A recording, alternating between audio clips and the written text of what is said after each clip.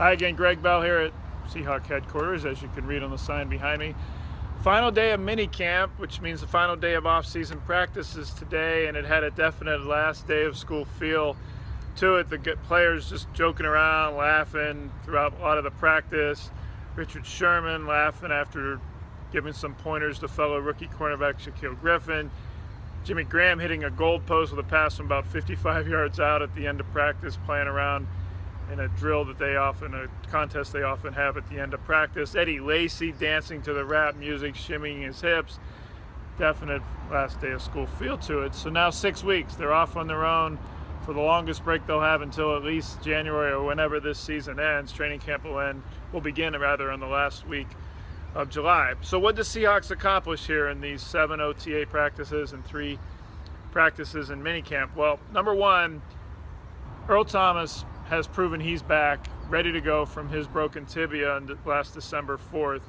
Not only is he back on the field, he's back in the defense full go at free safety in all 3 minicamp practices this week. As I've said, that's ahead of, I think, even Earl Thomas thought he would be, but he didn't have anything of the doctor's recommendations on recovery time or even surgery. He elected not to have surgery and let it heal on its own. Pete Carroll is just marveling at how quickly that recovery went, and there is no doubt that Thomas will make good on his guarantee that he will start on September 10th in the opener at Green Bay. Tyler Lockett is also impressive in his comeback in that he is on the field running routes, but he's not as far along as Earl Thomas. Lockett do any team scrimmaging.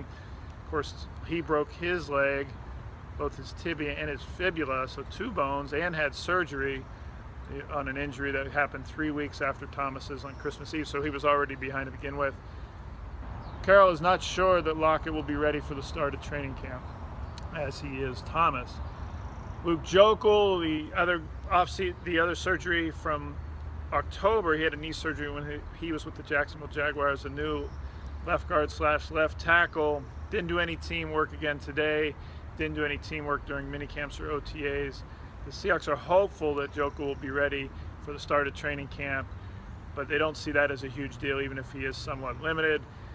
So where will he play? That's the other, what did they accomplish? The offensive line got somewhat settled in that George Fant sure looks like he's going to have the starting job to begin the preseason at left tackle.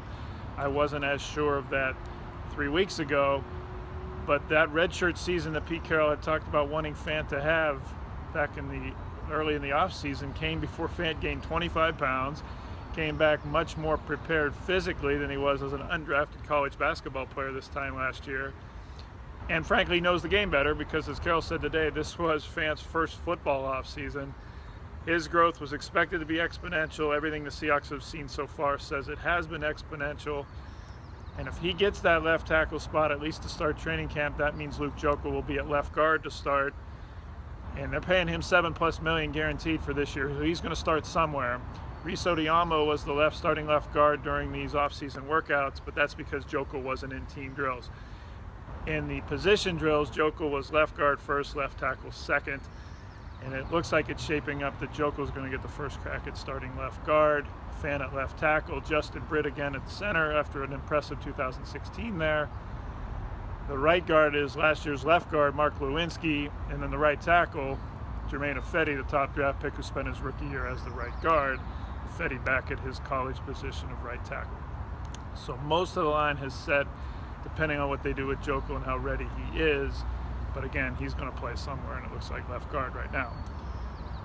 What else did they accomplish? The right cornerback spot, the spot opposite Richard Sherman. They didn't accomplish a starter there, but they shouldn't have. No pads and no contact, and even OTAs, the cornerbacks can't even make plays on the balls, as the NFL's rules against contact in the off-season workouts. In base defense, which the Seahawks have been less than 50% of the time, more like 35–40% of the time the last couple years, Pete Carroll mentioned that Jeremy Lane, the recent season's nickelback, he was the first man that Carroll mentioned today when asked about that starting right cornerback job.